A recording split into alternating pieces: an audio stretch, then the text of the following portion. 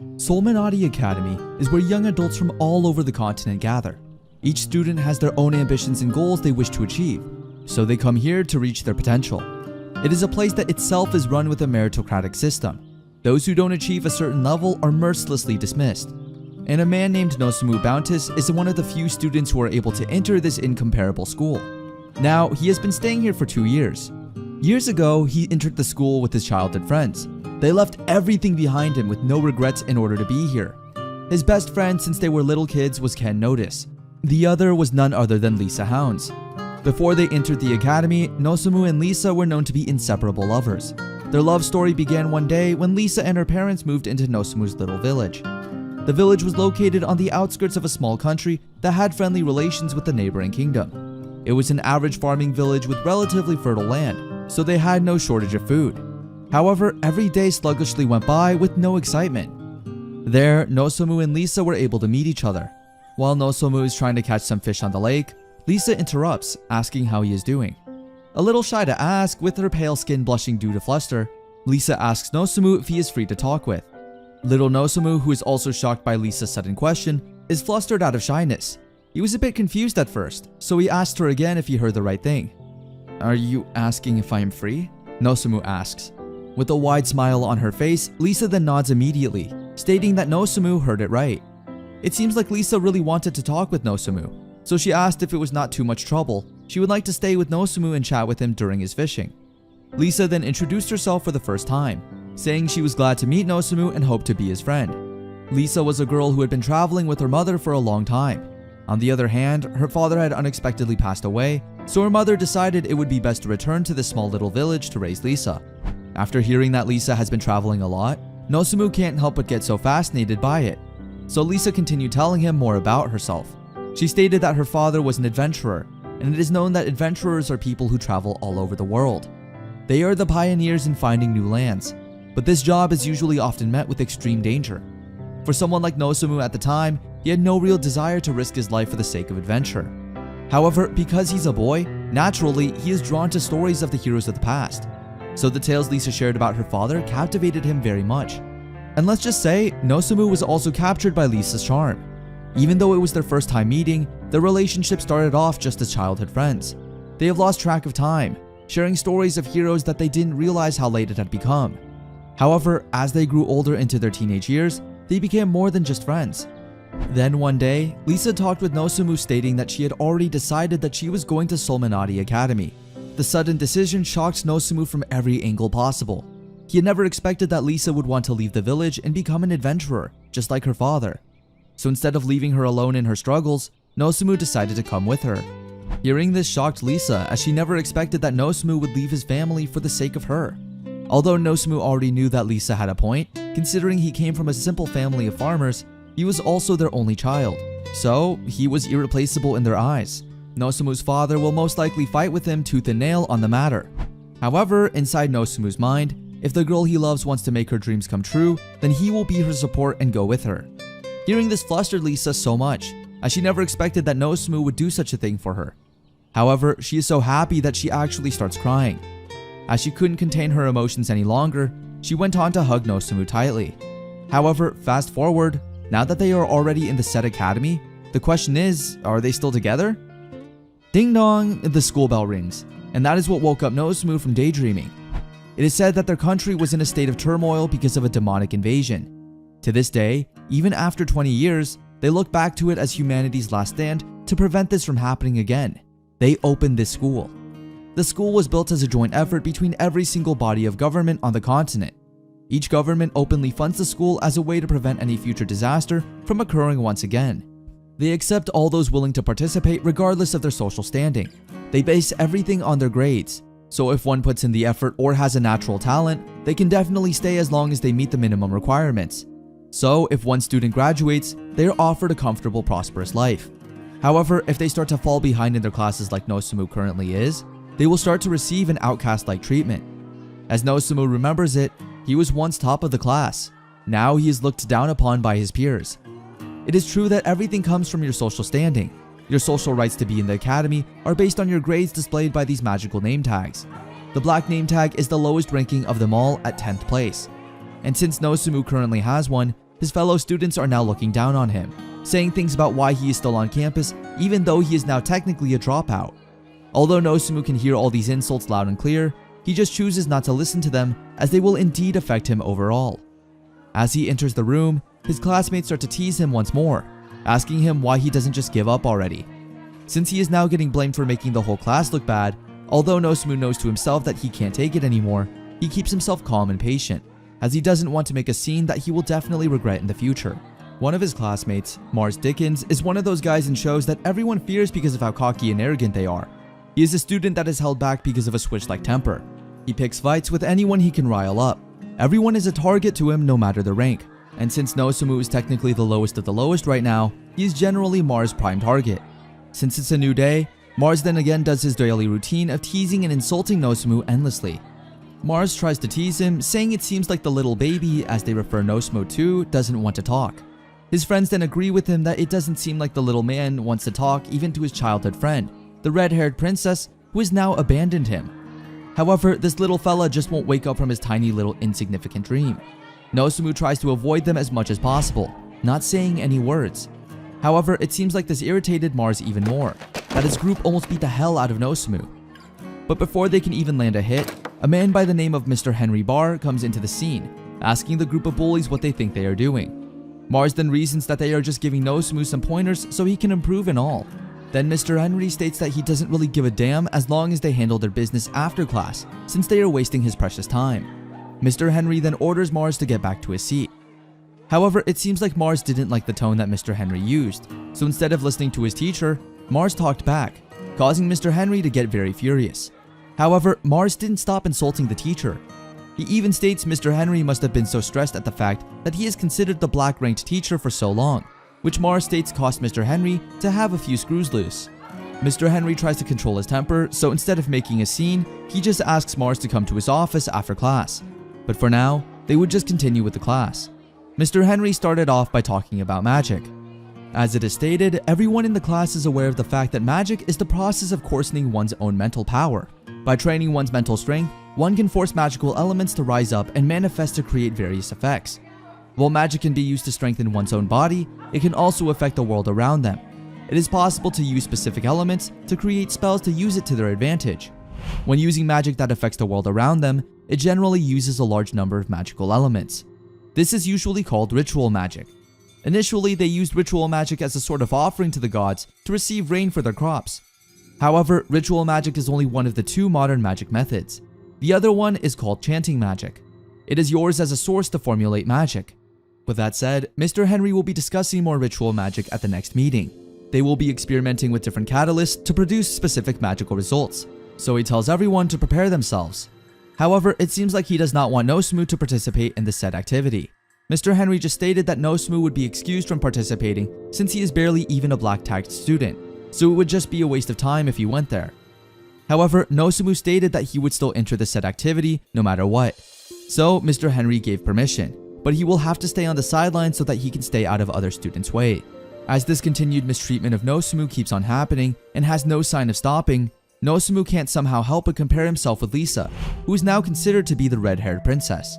Lisa was given that nickname for her excellent scores in the academy. She quickly rose to the top with no one standing in her way. In a single instance, as her lover at the time, Nosumu was in the spotlight to match her excellence. However, he couldn't live up to the expectations they placed on him. He was never really a scholarly person to begin with. He also never held a sword in his life before entering the academy. He just didn't have the same drive as Lisa. He didn't realize the intense requirements to attend this school. It's no surprise why he fell behind so quickly, considering how unrealistic the expectations were. But he never gave up and he kept pushing even though he was struggling, because at the end of the day, he still didn't want to give up. Considering he had friends and a lover who was willing to help, but most of all, he wanted to keep his promise to Lisa that he would support her no matter what. That's why he made it a goal to grow stronger. However, that doesn't matter anymore. But then, something happened to him. He couldn't improve his abilities any further. It's as if some sort of massive handicap was placed upon him. The continued growth had stopped in its tracks. The people around him were getting more and more hostile to the point of bullying him every day. However, Lisa stood by his side. She increased the amount of time she spent training with him in the hopes that he would start to improve again. Lisa decided to be with him all the time, so he pushed harder than ever before. That summer, before their first year at the academy, they were closer than ever before. But out of nowhere, that ended abruptly. Lisa just stated one day that she wanted to stop everything that she has with Nosumu. Nosumu was so shocked at that moment, as he never expected such a thing to ever occur. After all, she never showed him an ounce of frustration. Without warning, a rumor spread within the school that he had cheated on Lisa with another woman. Of course, he denied all the allegations, as he knows to himself that he would never do that to Lisa. However, no one believed him. They gave her the nickname the Red-Haired Princess because it portrayed her beauty and her skill, while he was just an underachiever with no future. So when the rumor went its full course, everyone treated him as if he was nothing more than garbage. He no longer had any friends. He had no one to talk to. On the other hand, many others joined in on Mars' constant bullying. Some even used physical violence against him. He tried to talk to Lisa, but she only gave him a cold and hatred-filled stare. But still, he took every class seriously and trained till he could no longer move. He wanted to keep his vow. Then one day, it seems like his world shattered to pieces after he saw his best friend since childhood, Ken, notice, and Lisa started dating soon after her breakup with Nosumu. Ken and Nosumu were in the same category at first. He is calm and gentle. Now he had the fastest growth in recorded history. He even often took part in his and Lisa's training sessions. At first, Nosumu was heartbroken, seeing her smile so brightly next to another guy. Even though it was just during training, the two dominated all other pairs in mock battles. At that moment, it was already clear to Nosumu that he no longer belonged anywhere in her heart.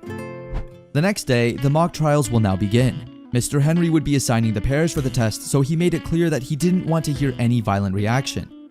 He also announced to everyone that it is free to use Chi, which is an Eastern style of magic. Chi is magic that focuses on improving the body's physical movements and power, while magic requires divine power to produce an effect. Both forms are usually within the Arkmill continent. The city of Arkazam was built around the Solmanati Academy. It's the frontier of magical study. All ancient magic excavated from ancient ruins has been sent here, in order for it to be actively studied and passed down to the students. As fate has it, it seems like Nosumu is stuck with Mars. But before we jump right into the fight, for some fun fact, the Academy's school uniforms are designed for combat. They also have some basic enchantments engraved into them. However, it's not uncommon for students to wear extra layers of armor for protection. Nosumu, for one, doesn't wear any extra protective layers. Nosumu's weapon of choice is a unique sword that came from their village. He tries to think that even if he doesn't have any good magic skills, at least he would try to fill all his weaknesses with a rare mighty sword. However, it seems like even though he tries to win the fight with Mars, he still finds himself in the school infirmary full of scars. Thankfully, their school doctor Norn Altina and his 10th class teacher Henry Var really care for him truly. Although he wanted to have a chat with them, Nosumu decided to leave and go on with his daily routine of visiting the forest. Miss Henry is quite worried for Nosumu's safety. However, they can't do anything since it is his choice to visit the forest on his own. It is said that due to an incident, Nosumu fell to the bottom of his class, and he is constantly ridiculed. This all started due to an ability that he manifested in his first year. He was able to acquire the ability to suppress. It is a rare ability manifest. It doesn't benefit him at all, but it rather hinders him severely. While it varies, each person that is affected by this ability practically receives a permanent debuff. For Nosumu, however, the ability that's being suppressed within him is his physical capabilities. So, Miss Henry and Dr. Norn are worried for Nosumu's well-being. They just hope he will be able to find something he is good at as soon as possible before his body fully gives up on himself.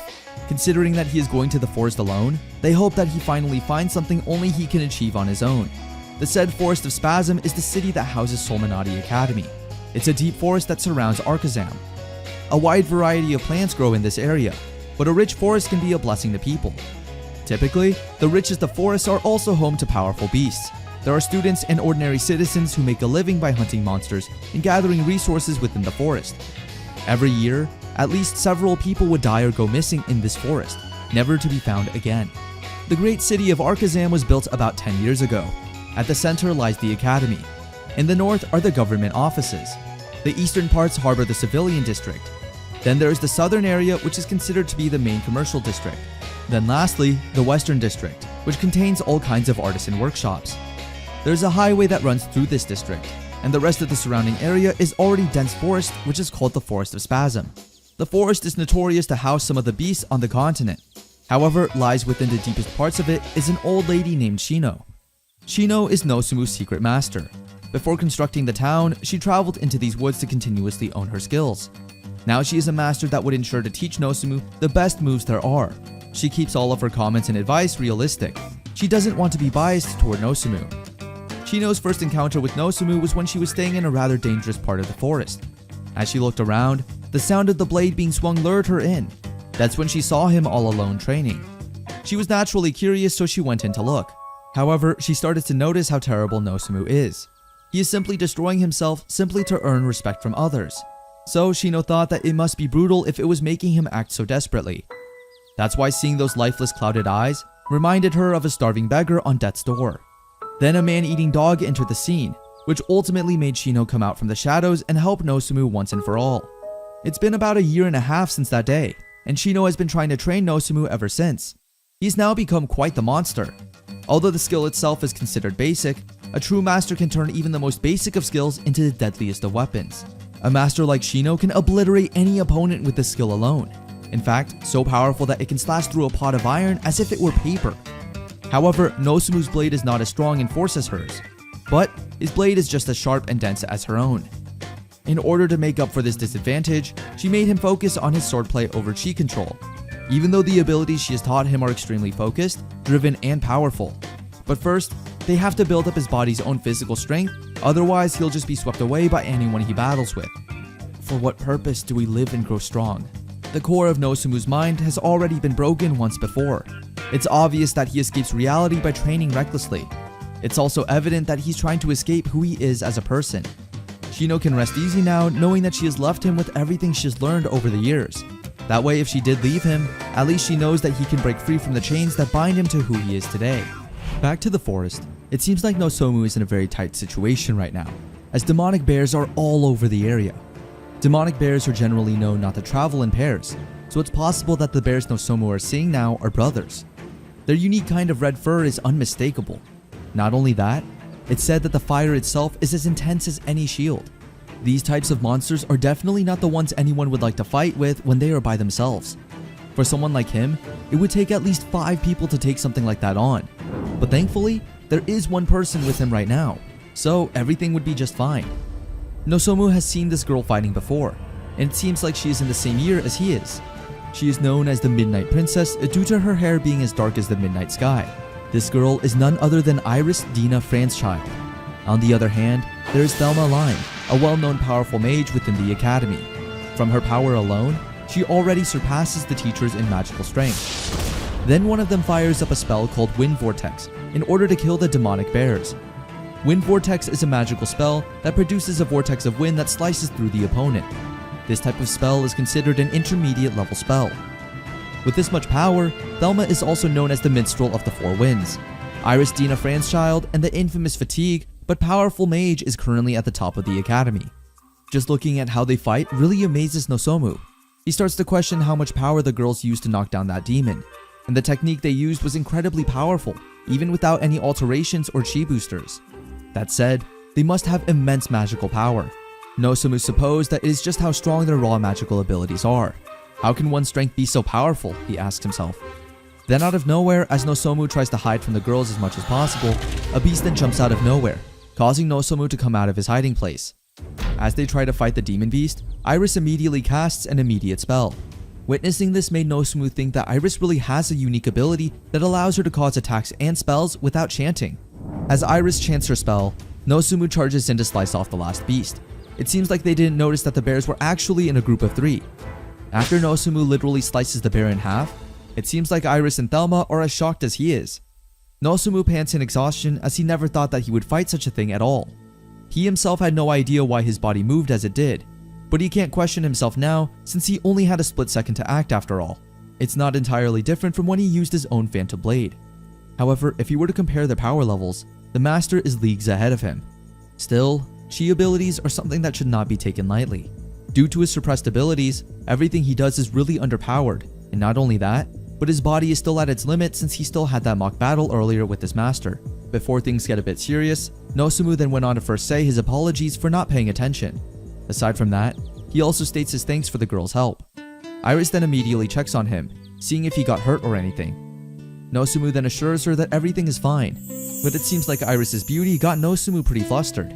Iris, on the other hand, also stated how thankful she is for Nozomu's help, since because of him, she and Thelma are now safe.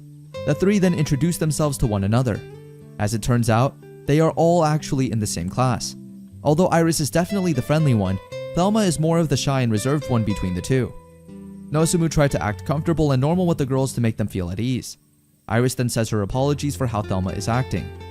Nosumu assures them that it is alright and that he doesn't mind at all.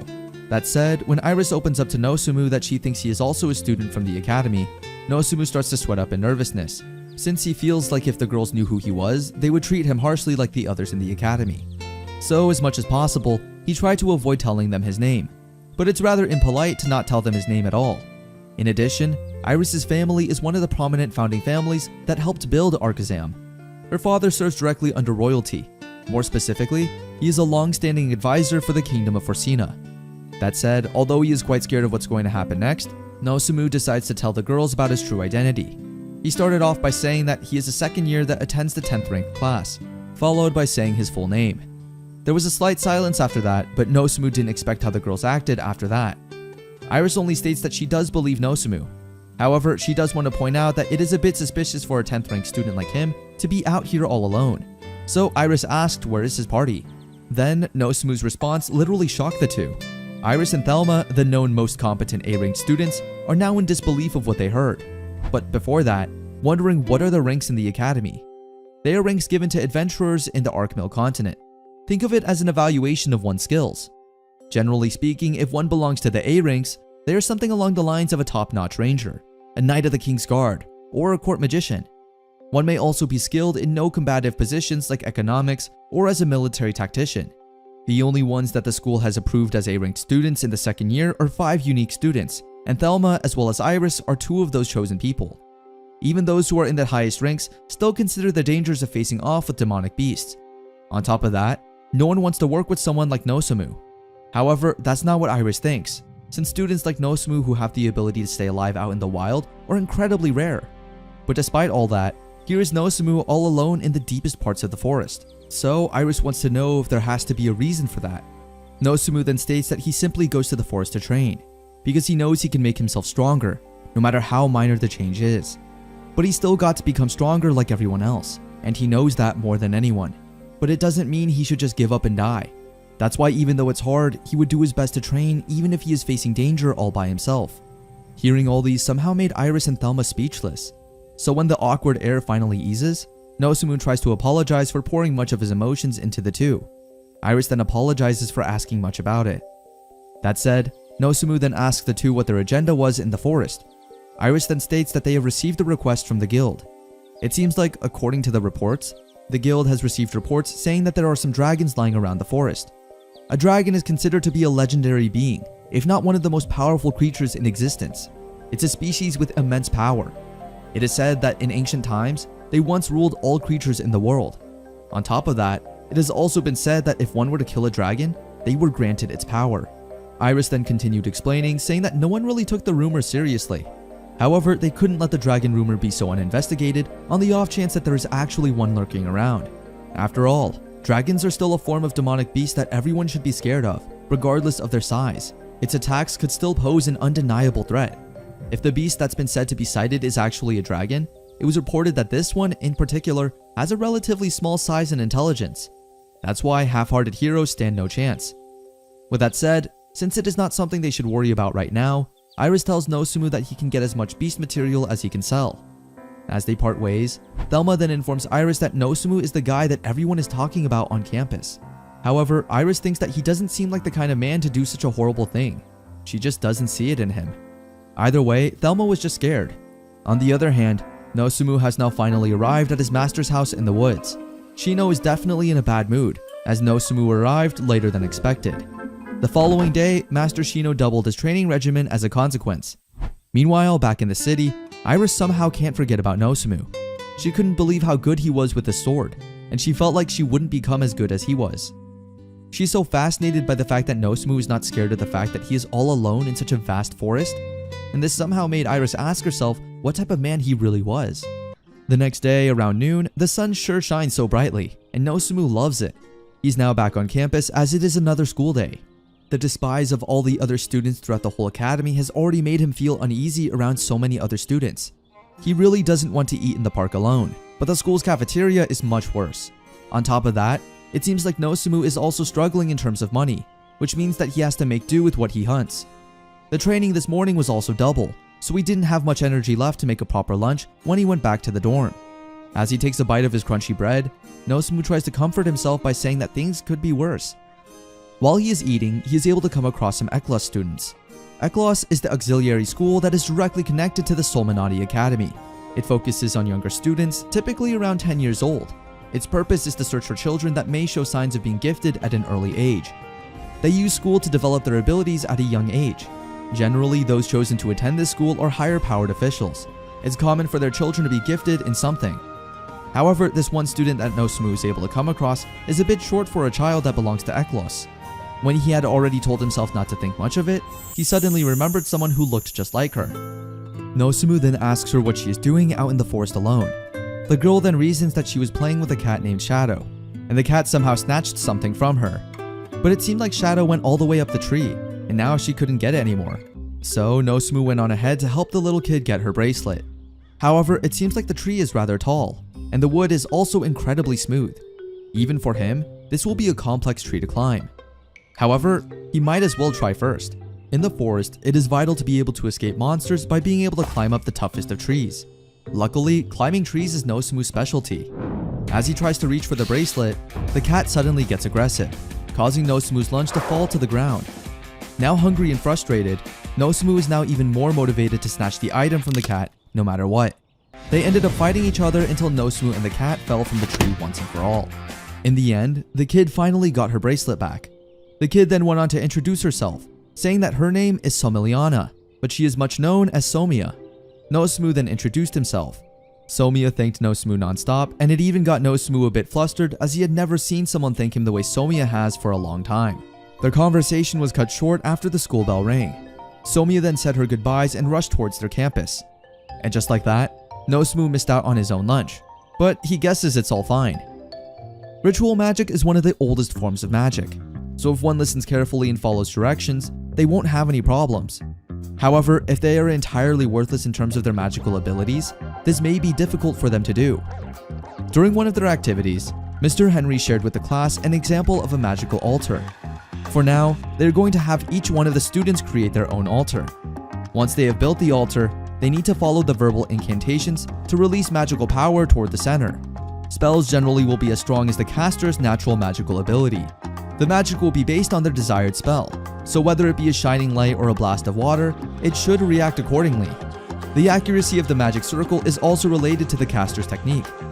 Of all the classes, Mars is fortunate enough to be proficient in both Chi and magic at relatively high levels. Generally, a person's ability tends to go only towards Chi or magic. Rarely does it fluctuate evenly, like in Mars' case. There are very few who are exceptional in both. However, being able to use them at the same time is an even less likely event to happen. Due to Nosumu's suppressed abilities, he hasn't actively participated in the magic lectures. Since he couldn't produce any magical skills, he has sat out of all the magic lessons since his first year of attending the academy. But due to missing class regularly, he tries to make up for the lost time by attending classes instead. He only shows up in class to keep up the appearance, so he doesn't receive any more marks on his record. Solmanati Academy focuses on students with talented abilities, so they are given more benefits. The higher the ability, the more preferential treatment they will get. The higher ranks are given a world's differences in opportunities. Adventurers will supply higher ranking students with more substantial supplies when they take on the quest. As Nosumu watches how his classmates do their magic, he is able to see Iris going up against his ex-girlfriend Lisa. There is generally a large gap between differently leveled classes and where they train. Since he is a 10th rank second year, he was hoping never to run into Lisa. It's been over a year since he last saw her. They had once promised their futures to one another. However now, all he can do is watch her from afar. Lisa now rushes towards Iris with all her might, trying to get the upper hand in the said fight. However, it seems like Iris is able to counterattack by quickly casting phantom bullets. Nosumu is shocked as he sees that Iris is just calmly standing her ground, holding out against Lisa's monstrous momentum. Iris uses her own natural ability to dodge Lisa's deadly and precise attacks, so Nosumu thought that Lisa definitely had the upper hand in this fight since she wielded her sword so confidently. But at this rate, does Iris even stand a chance? Then Iris somehow is able to attack using her sword, while also being able to cast some spells without saying any incantations. But it seems like Lisa is warding off Iris's attacks as well. This is undoubtedly a fight between the two highest ranking students. They continuously bolt after each other, never taking a step back. Lisa's attacks caused violent winds around the arena. She was causing after images of herself as she attacked. This is undoubtedly a ruthless battle. Then, Lisa uses one of her magic spells. It is not something even the most powerful of sorcerers can just use. It's almost as powerful as Thelma's Wind Vortex. The attack was incredibly powerful, and Nosumu started to question how can Iris be that strong. However, it seems like Iris is not the type that would get defeated that easily, so Lisa asks her how long she's been preparing for that attack. Iris then states that she has been since the start of the fight. Iris then reasons that because of Lisa's barbaric attacks, it took her a bit longer than usual to prepare for it. She had to focus on the battle, otherwise Iris might have gotten the better of her. Hearing this made Lisa a bit happy, knowing that somehow the fight was harder for Iris as well. Iris, on the other hand, keeps on contemplating the fact that she could have summoned the attack sooner. It usually takes her about 10 seconds to conjure that attack, but for Nosumu, it didn't even take a single second at all. So Iris wonders how he does it. Iris is about to say hi to Nosumu, but it seems like he is trying to ignore her no matter what. So Iris somehow has grown even more curious about him, so she asks Thelma more about this Nosumu guy. Little did Iris know that Nosumu was just heartbroken again seeing his ex-lover with his best friend. He starts to question himself. Why has he can't just become more robust? Why doesn't he just give in to the pain and move on already? Why can't he make these thoughts that constantly run through his mind just stop? Nosumu tries to ask endless questions that he himself doesn't know the answer to. He has grown the habit of training so much to meet his inadequacy. His sentiment moment is abruptly halted when Somiya jumps right into the scene, catching Shadow again. Before she falls to the ground, Nosumu can catch her on time. So as a payback, Somiya has asked to meet up with Nosumu once more to show his appreciation. Nosumu then stated that he couldn't meet with her after class, so they should meet during lunch. This made Somiya excited, and Nosumu didn't even have the chance to say a word about it. That night, Somiya is seen practicing her magic, but it seems like she feels she is still not as good as her sister, who turns out to be Iris. Iris then gives her some pointers, saying that she should try to focus on the pace of how she chants her magic. Light magic requires much energy for it to work. However, it will slowly diminish when she releases the magic and properly casts the spell. So as long as Somiya finds her own way of controlling her magic, she can definitely do great in magic. Now that they are done talking about advice, Iris is able to notice how happy Somiya has been for the past few days. Somiya then states that she can meet a guy she refers to as a friend. Iris also told her sister about the guy she had caught interest in. Little did the two sisters know that the guy they were talking about was the same person. Somiya wanted to ask more about this particular guy, but Iris shuts her off, saying that she is still too little to talk about it. For now, Iris said they should focus more on knowing more about the guys and talk about them later. As Somiya enters the room to sleep, Iris then is left contemplating how Nosumu ended up this way. But for now, all she hopes is that she'll know more about what truly happened, since Nosumu doesn't look like a guy people are referring him to be. The next day, Nosumu and Somiya meet each other as planned. They were able to talk about each other. Somiya also mentioned how important the bracelet that Shadow always snatches from her is, since it is a gift from her sister. Nosumu then asks her to eat lunch, but Somiya stated that she will eat lunch with her sister for today. Then, Iris enters the scene after finally finding where Somiya is. Nosumu and Iris were a bit shocked to see each other at a very unexpected moment. The moment Somiya saw her big sister, Iris, she immediately jumped into happiness. Iris then told Nosumu that she was a bit surprised, since she had never expected that he would be the new friend that her sister was talking about. On the other hand, Nosumu is as surprised as Iris is. At that moment, Nosumu started to realize that Somiya's bracelet was something that no ordinary commoner would easily be in possession of, and she did mention that her sister was in the same year as he was, and their black hair is almost identical too. There's no doubt that they are really sisters. Thinking of all this now made Nosumu quite shocked, as he never expected such a thing ever to occur. With that said, since Somiya and Iris are having lunch together for the day, Iris then went ahead to invite Nosumu to join them so that things would be much more fun. However, it seems like Nosumu was a bit shocked, as he never expected Iris to even invite him at all. After all, she has it all: a beautiful face and the composure of a goddess. She is highly dependable and helps those in need. She is basically worshipped by other students. Nosumu is quite sure that she receives countless dinner date requests compared to a useless good-for-nothing loser like him. That's why he can't think of a reason why she should offer to have lunch with him. If they were in a more populated area, The news would spread throughout the whole school within minutes. That's why before rumors start to spread like wildfire, Nosumu immediately shuts down Iris's offer, saying that he'll have to pass. However, it seems like Somiya is dedicated to having lunch with him, so Iris just decides to eat their lunch in the forest, away from the populated area. There, they were able to talk about school. Nosumu is able to ask Iris about Thelma, who is said to be at Professor Jihad's office. Jihad Rondel is the headmaster of the Solmanati Academy. He was at the front lines of the war against demons that took place 20 years ago. He is considered as one of the strongest swordsmen in the world. The Great Demon Migration took place in the lands of Arkmill 20 years ago. It occurred in the northeastern part of the continent, and it later escalated into a disaster that was later called the Great Invasion. Hundreds of thousands were killed during the invasion, which led to an influx of refugees taking shelter in neighboring countries. It was the first time in history that all the nations came together and cooperated with one another. They all sent massive armies to take on the horde of demons. In the end, they managed to fend off their immense numbers. The damage from the demon invasion took a toll on the surrounding land. With the loss of entire countries, the influx of refugees flooded the ruined streets of the recovering countries. At the time, people wondered if the world would ever recover from such a state, and many countries fell. Countries all over the world have suffered astronomical damages. With the immediate threat gone, many countries suffered from civil disruption. They decided that the best course of action was to create a place where refugees could live and train new blood for the subsequent impending invasion.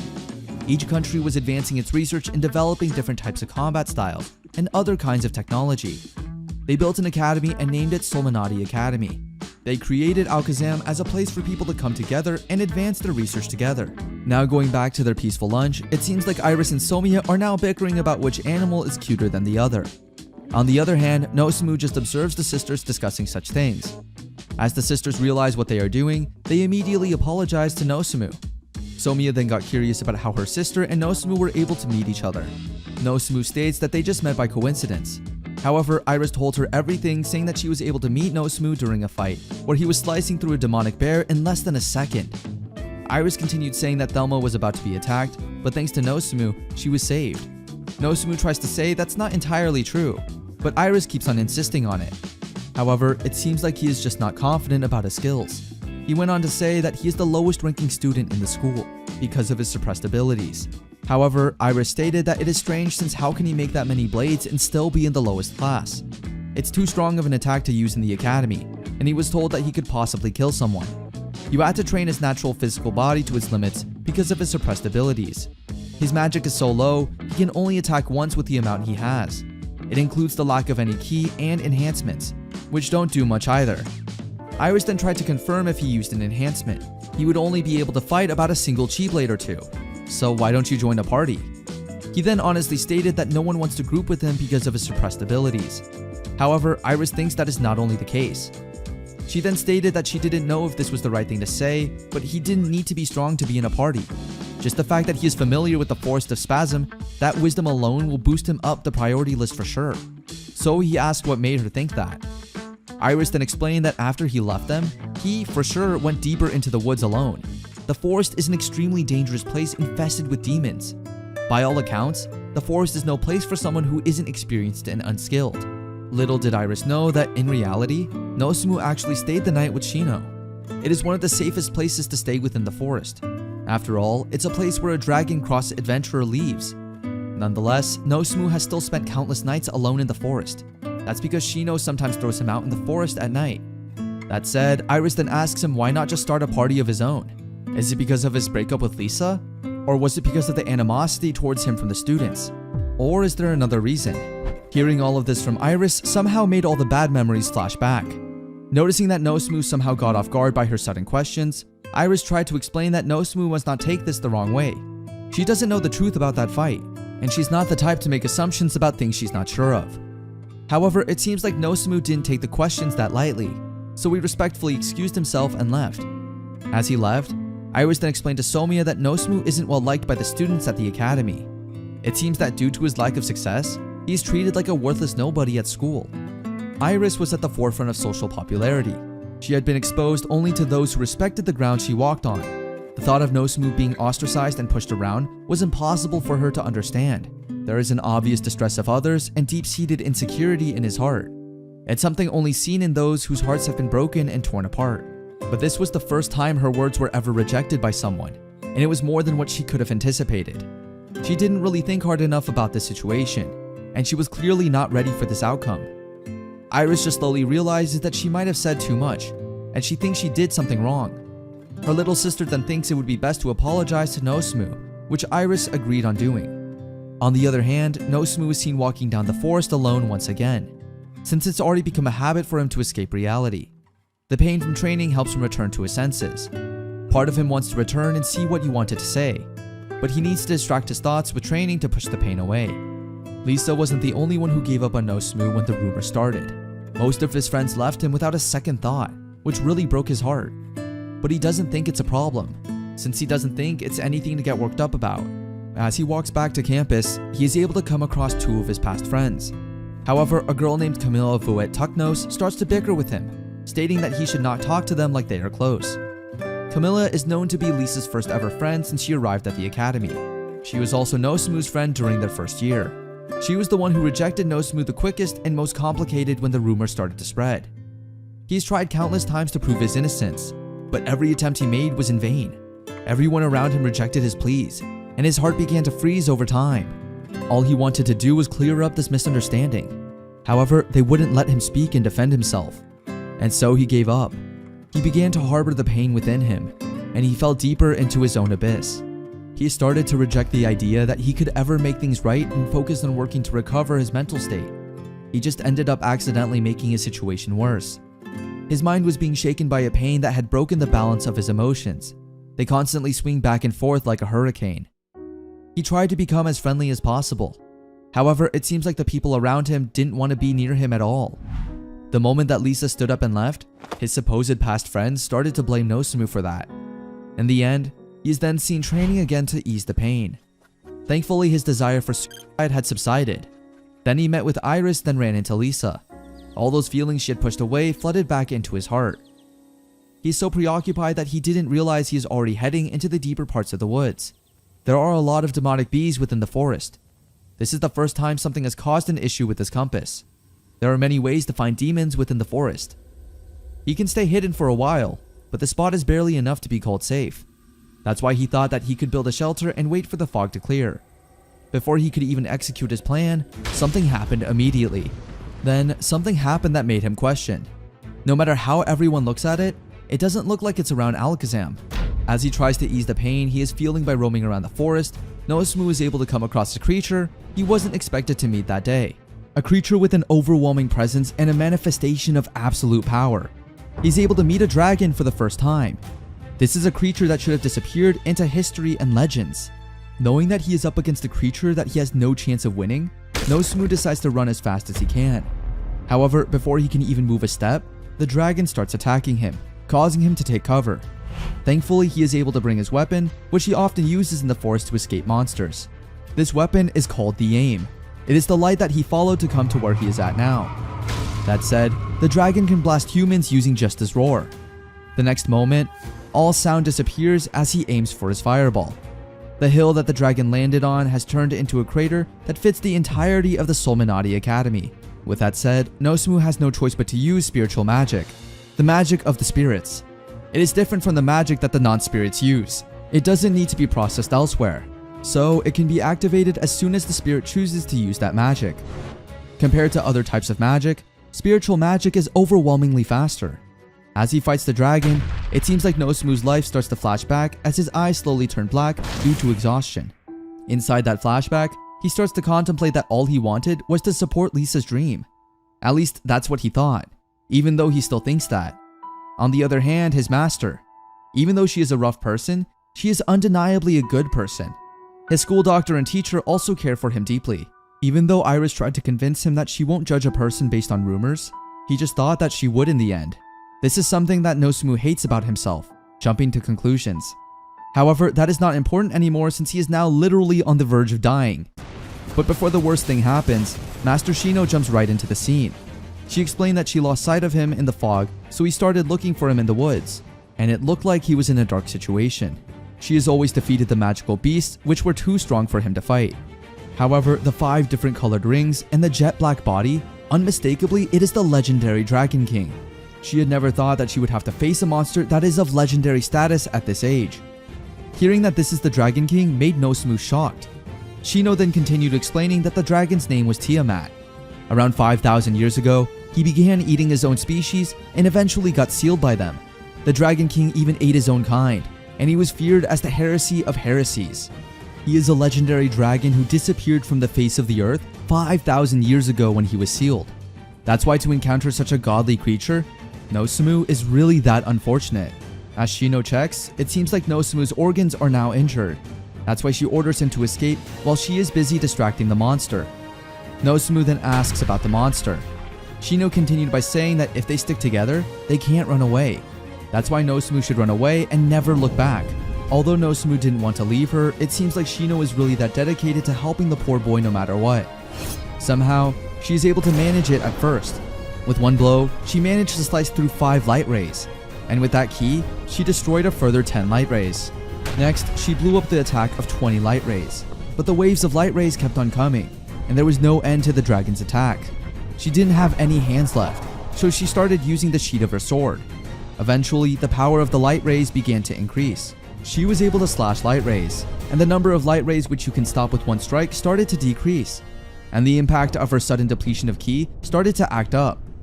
Shino knows that her past self wouldn't have been able to handle it. Even if she was in her best state, she can't see herself defeating such a thing. That said, her arm muscles started to ache, and she began to lose control over her body. Extreme exhaustion and the loss of her 5 senses began to attack her. Her sense of taste disappeared. Even the smell of the burning light rays disappeared. The arms and skin became so numb as if they were anesthetized, and the sound of the explosions of the light rays started to disappear. Even her sight started to deteriorate. At that point, she already knew that she was on the verge of dying, but despite that, Shino was still able to find a positive outlook on the situation, saying to herself that at least with this, she can escape from her idiot disciple, Nosumu. However, she doesn't know why her heart feels empty. It looks like she's been enjoying her time spent with Nosumu after all, more than she had expected. That's why if she manages to save him, it's not bad at all.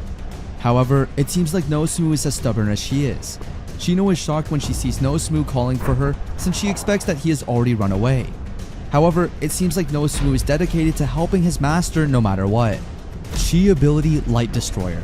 The chi which he sent through the ground is let out beneath the enemy. This causes the enemy to be lifted in the air and to be destroyed by the power of the chi.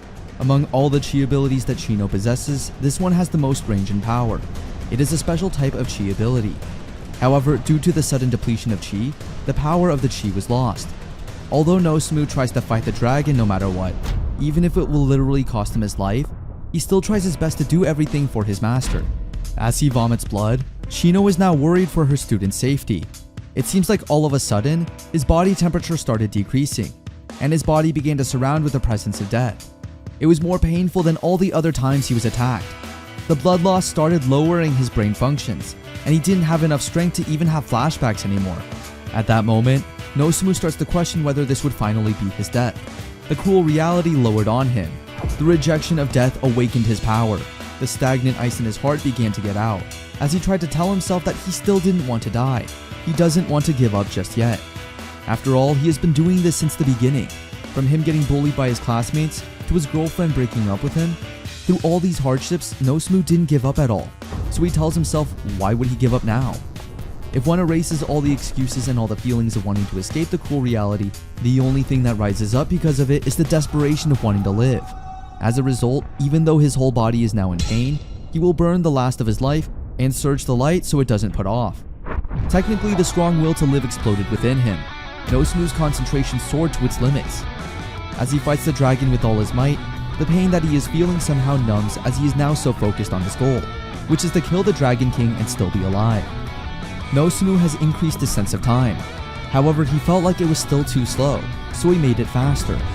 He tells himself that it is always like this. This slowness of him is what makes things worse. It's as if his entire body is being tied up with metal chains. It prevents him from moving forward. These invisible chains give off a blurry light, making them the culprit for his success. However, it seems like Nosumu is now dedicated to doing everything to make sure that he will win in the end. Now, it is only a matter of time before we know what will happen next. Will he win the fight, or will this be the end of him? There's no way he could break the metal chain so quickly, and the fact that these shining metal chains manifested out of nowhere must be a product of his imagination. But for him, he was aware of the existence of these chains and was sure that he could break free from them. Due to the extreme acceleration, the dragon lost sight of Nosumu only for a split second. Using his phantom blade, he tries to make sure he'll win the fight no matter what. The chi, which had been compressed thinner and sharper than a single strand of hair, moved at the same speed as how a sword was swung. However, the attack was not able to slice through the cornea. Even though a dragon is a type of spiritual creature, it still possesses a physical body, which means it possesses an animalistic side as well. For example, when one of its sensory organs is attacked, it will try to protect it. Its defense mechanisms are similar to that of humans and animals. Tiamat struck the ground with so much force that it caused a large earthquake. However, at that moment, the ground crumbled underneath it. It seems the dragon had stomped through an existing underground cave below. Until now, Nosumu wasn't able to move so freely due to the violent ground tremors, but he was able to protect himself from the impact of landing. Tiamat was the king of spirits who were capable of using extraordinary magic comparable to spiritual magic. Before Nosumu had managed to take 3 steps, Tiamat proceeded to invoke a spell in the hopes of wiping out Nosumu. Nosumu, who had managed to free himself from the shackles of his repressed ability, dashed at a high speed. Shino's Light Destroyer aided Nosumu's dash in a way that it repelled some of the impacts around Nosumu while also deflecting the light rays. This was able to help them create a path between Nosumu and Tiamat. Nosumu was really in the mood, as his expression really showed how dedicated he was to fighting and defeating this Dragon King. He was moving at a speed faster than Shino had ever gone. This even made Shino shocked, as she never expected her supposedly weak student to be able to do such a thing. The dragon, on the other hand, will not give up that quickly as well. Even the breath he is giving off still counts as spiritual magic. Therefore, it can be activated without needing to create magic circles or casting spells. The dragon became irritated at the puny human's resistance and became unhinged. He wanted to destroy the world he was trapped in. So, Tiamat started to pour all of his power into his 5-colored wings. Seeing such majestic wings work in person somehow made Shino shocked, as she had never seen such a thing ever in her life. Now the question is, will they be able to defeat such a monster in the end? It will just be a matter of time before we know more about it. It is also said that the world was created to seal Tiamat. Every time the dragon went astray, the world itself is trying to seal away its powers. Said, of course, there would be a mechanism to suppress those powers. Tiamat, who has been weakened by the sealing process, had become similar to that of an S-ranked adventurer. With that said, even though Nosumu isn't guaranteed to win the fight, he has no choice but to fight the Dragon King with all his might. He sliced at the scales below Tiamat's throat. The compressed chi embedded in the blade exploded inside his throat. He swung his sword in a way as if a path was laid out in front of him. Nosumu slashed at the exposed skin. Using the momentum gained from the first try, he swung his body around one more time. Even with the damage it had already sustained, the great dragon was not yet defeated. With a ground-shaking cry, it helplessly tries to shake off Nosumu. With all the power that was left in him, he grabbed his sword, which was tightly wedged into the dragon's body, and concentrated his chi on his right arm. Nosumu, who is now on the verge of dying, states that this will be the end for the Dragon King. Using his chi ability Light Destroyer, the flow of the power, which was comparable to a high-level magic spell, shot out of the sword. Nosumu's attack ended up blasting the dragon's head off, along with the bundle of nerves inside it. After the said intense fight, Nosumu has now finally been able to breathe after a back-to-back battle. Shino, on the other hand, is currently looking worried for her student. Meanwhile, Nosumu is somehow captivated by the thought that the dragon has some similarities with him in terms of being stuck and suppressed by his own power. Now the question is, will he be able to get out of it finally? Or will he still be the same low-ranked student that everyone avoids in school? Right after that intense fight, Nosumu then wakes up, full of bruises and wounds in every part of his body. Right at the moment that he opens his eyes, Shino's face immediately welcomes him. It shocks the hell out of him. But Shino, on the other hand, looks very happy and relieved that finally, her student is still alive and awake. Shino then explains that she has been taking care of Nosumu's wounds for 3 whole days, and this is the thanks she gets. Even though it only felt like about 10 minutes had passed, in reality, 3 days have already gone by since his fight with Tiamat. No other furniture is present besides the bare minimum needed for day-to-day life. This plain room he is recovering in is his master's cabin. Shino then states her sorry after she realizes that she did use a bit too much chi, but it's nothing to worry about. She assures Nosumu. Now then, for the past 3 days, she's closely monitored Nosumu as she treated his wounds. She then informs him about his current state, that there are some things she must tell him. Nosumu then prepares himself for anything that Shino would tell him. She tells him first about what happened after the fight. It seems like Nosumu really did win the fight, as he was able to defeat Tiamat in the sealed world. Nosumu, who has no idea what a sealed world is, asks what it is all about. Shino then explains that it is a world created by the dragons in order to seal the Dragon King of Ruin. Although Tiamat himself was already considered to be nothing more than a legend, the tale of the sealed world was even more dubious. So Nosumu asks, how did they end up in such a world? Shino continued explaining that a fellow dragon may know the answer to that, but they are humans, not spirits. This isn't something they can understand so easily. But even after hearing this, it seems like Nosumu still hasn't fully grasped what Shino meant. So she made it clear to him that he had defeated Tiamat and absorbed his powers, and he is now what's known as a Dragon Slayer. A genuine Dragon Slayer, the likes of which have not appeared for the past several hundred years. After realizing what Shino really meant, Nosumu somehow can't believe what just happened. He somehow can't grasp the fact that he is now a so-called Dragon Slayer. Shino then states that there's one more thing they should check. She then hands him his katana. It is said that this sword originally belonged to her master. As soon as Nosumu fits the katana, Shino immediately attacks him without hesitation. Nosumu, who is now very confused, can't somehow grasp why his master would do such a thing. But it seems like Nosumu's reflexes are now better than they were before. Shino then explains that after becoming a Dragon Slayer, his physical abilities have increased. She stated that she already knew he had a knack for using curved blades from the start, but due to his ability suppression, his lack of power output in his muscles and limited chi greatly affected his rapid movement. Until now, they had no choice but to mask this with footwork and breathing techniques, but Dragon Slayers inherit the dragon's power, making them even more powerful. Shino continues by saying that it is very plausible that this is what happened to him, though it appears that he hasn't gotten much more vital. That's how great of an effect the ability suppression has on him. His increased abilities have been thoroughly suppressed. Come to think of it, when he fought the dragon, you were able to release him from the ability suppression, so Shino asks if it is possible that he can still do it now. That said, Nosumu then remembers the time that he was able to see himself getting chained up by his own ability. He tries to release it, saying that he wishes the chains that bind him would break free now, but it seems like he is still struggling nonetheless. That's why Shino thought that it seemed like her speculations before were actually true. She stated that she has thought about this for some time now, and she feels that Nosumu has no reason to become any more substantial than this. Even if it is to support the girl he loves, even if he wants to support her, that girl is not his lover anymore. She doesn't feel the same way as he does, so Shino made it clear to him that he should start moving on from now on. Furthermore, Shino also asks him if he is genuinely using the techniques that she has been teaching him in the academy, because as she sees it, it seems like Nosumu doesn't at all. But Shino then states that it should be fine since he doesn't really need to use them against human opponents. If he were to use the Phantom Blade on a wooden dummy, anyone would know not to let their guard down around him. Also, the swordplay she taught him is rare in this continent. Mastering it will keep him from hitting rock bottom, at the very least. The only reason for him to fall that far is if he is unable to face reality and give up. If the girl she likes says she wants to make her dream come true, she will support her no matter what. So saying it was for Lisa's sake, he stayed at the academy, doing nothing but sword training. The fact that he made no attempt to meet with the person in question who should have been at the center of his problems is proof of this. It seems like Nosumu doesn't see the present at all, and he is still stuck in the past. He is still trapped by her, by his past. So Shino continued that even if she suddenly told him to decide what you'll do for his future, she was sure that he wouldn't be able to come up with one so quickly. For now, she wants him to focus on recovering from his wounds. Eventually, he will be forced to make a choice. Also, she doubts that he will be able to return to town in one piece with those injuries. That's why she suggested that he should just continue to rest at the cabin for the day. After all, he had fought well. Shino then hugs Nosumu, showing him how proud she is as an instructor, that finally, her student is making progress. Since Shino is quite close to him, he is able to see all of her imperfections. However, this somehow made him feel at ease. As Nosumu falls back to sleep, Shino then states to herself that she had never guessed that this child would be the first Dragon Slayer to appear in hundreds of years. That's why he deserves to sleep well, since, for sure, both his body and mind need some rest after that intense fight. Just how much strain was his mind under? The amount of exhaustion he had to endure was just out of this world. That's why he surely deserves this rest.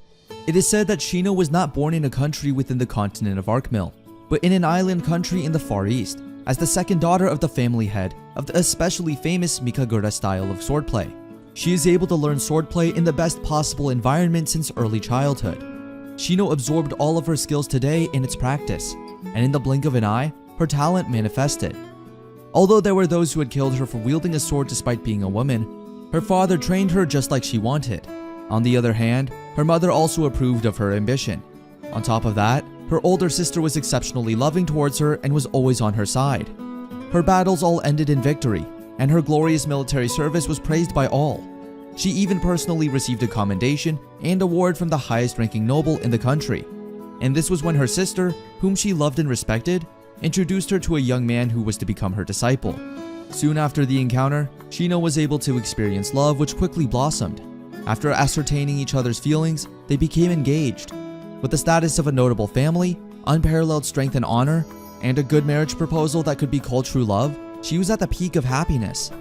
However, when she was to exchange marriage sake with the groom, a groundless accusation of adultery was shouted at Shino, sending the marriage ceremony into chaos, and, due to fake evidence, the marriage was called off.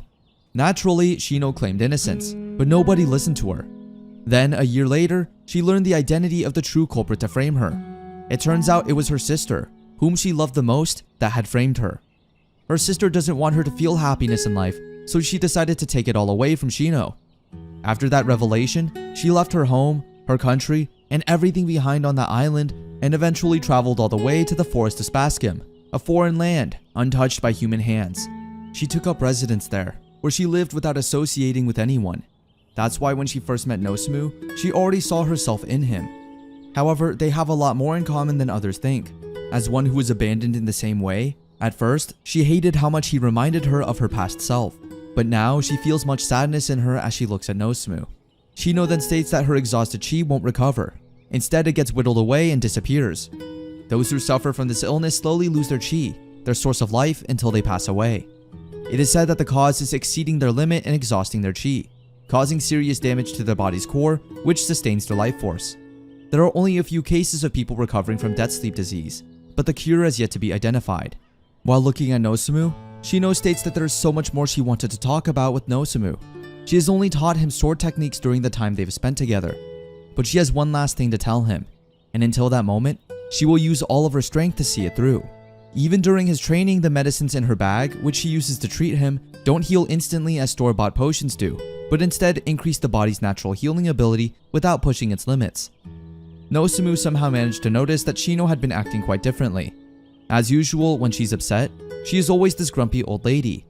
However, for the past few days, she has been acting too caring towards Nosumu, which he found really weird. And now, she is even accompanying him back to the city. It turns out that Shino hasn't visited Alakazam even once, and it seems like she didn't even really particularly want to see it. However, she might regret it if she's not going to come sooner. That said, Nosumu then offered to take her around the city. Shino then asks if it is really that okay, since he has been out from school for about a week now, so it might cause him some problems if he doesn't go to school now. Nosumu then assures her that he has everything under control, so she shouldn't be worried at all. That said, the two then immediately roam around the city, with Shino getting amazed by everything from the market. After a little walk through the town, Nosumu then took his master to the campus. There, Shino then parts ways with him. But before she goes back to the forest, she tells Nosumu to come back to her cabin right after his class, since she still has many things to say to him. Confused at first, Nosumu then agreed eventually since he was now late for his exams. Solminati Academy final exams, the result of the practical and written exams, are the main deciding factors of what rank that student will be placed in next year. If a high-ranking student gets bad grades, they will fall to a lower rank, and if their rates don't meet the minimum requirements, they will be held back or, at worst, dropped out of the academy. To Nosumu, who usually gets low grades, this was a big problem. As Nosumu arrives at his first class, no one really bothers to ask him what happened. However, it seems like Miss Henry wouldn't let that slide. So Nosumu just reasoned out that bears attacked him, but he was able to fight them off okay. And regarding his absences, he reasoned out that he was so sick and had a fever. That's why he wasn't able to enter school for the past week. Saying all of these to one of his favorite teachers, Nosumu feels even sadder that he is the one saying it. He feels wrong about lying, but he can't really tell her the truth that a dragon attacked him. However, it seems like Miss Henry is quite emotional about it, saying that Nosumu doesn't want to tell her anything since he doesn't really trust her. She then tries to act cute just to persuade Nosumu to tell her everything. Nosumu is then scared at the fact that Miss Henry has such a dangerous beauty that he feels like he could tell her anything. But as much as possible, Nosumu tries not to get persuaded at all. On the other hand, Iris is with Somiya and Thelma, and it seems like Somiya is asking her sister if she has already cleared up her misunderstanding with Nosumu. Thelma, who didn't know anything about what happened, asked Iris about it. Iris then explained that Nosumu and her had a misunderstanding before, and she has been waiting for him every lunch. However, it seems like he is absent the whole week. Seeing Iris act like this makes Thelma wonder, for she cares this much about a male student since she has never seen her like this before. That said, Somiya then asks her sister if they can invite Nosumu to her birthday party. At first, Iris is a bit hesitant, but after a while, she then decided that she will eventually invite him after they have cleared up all their misunderstandings. Meanwhile, the teacher's assistant Henri would often participate in classes like this and assist directly if needed. Although, the rank 10 classes at most have one assistant instructor assigned to them, unlike rank 1 which has several. In the afternoon practical lessons, there are demonstrations such as the ritual magic demonstration from the other day. And at the end, there are mock battles. And it seems like Nosumu and Mars are now fighting once again. Nosumu has decided not to release it right now. With that feeling of unease from his dream, he feels like something inside him will break. Also, the chi techniques he learned from his master, so he wonders if he should use them. Now, the battle begins. That's all we have for today. Don't forget to subscribe so you'll be notified if we upload part 2 of the series. Until next time, bye!